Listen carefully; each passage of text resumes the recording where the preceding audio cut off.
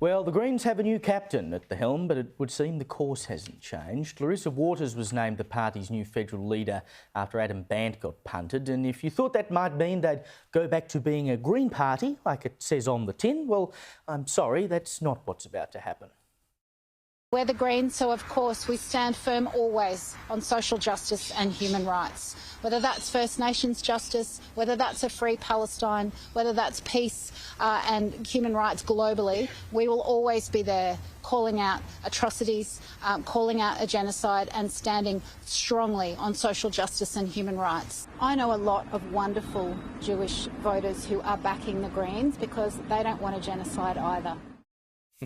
Look, I'm not sure how many in number they are, but it's rather beside the point. The leadership shake-up was settled with Waters emerging as a leader by consensus over contenders Mehreen Faruqi and Sarah Hanson-Young. Faruqi will retain the deputy role while Hanson-Young will manage business in the Senate. But the interesting thing, Angela, is that for as long as the Greens have existed, they have elected their leader by consensus. They don't have a ballot. They walk into the room and they all agree on the one person that is going to take the job. But there was a very real possibility in this case that they were, for the first time ever, going to have to go to a ballot because supporters of Mehreen Faruqi in particular and Dorinda Cox, who, by the way, is the only Aboriginal woman in the party room who got absolutely shafted the other day, were going at each other and they thought they might not be able to reach a consensus.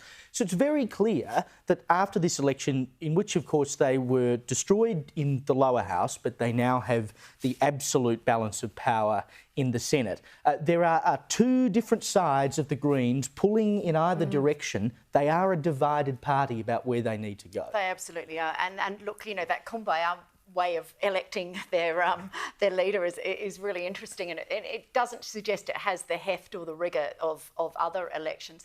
But look, I mean, the fact that your leader, that Adam Bandt, could be so comprehensively taken down in that election requires some self-reflection. And to see Larissa Waters getting up there and making such a provocative speech I think is really misguided.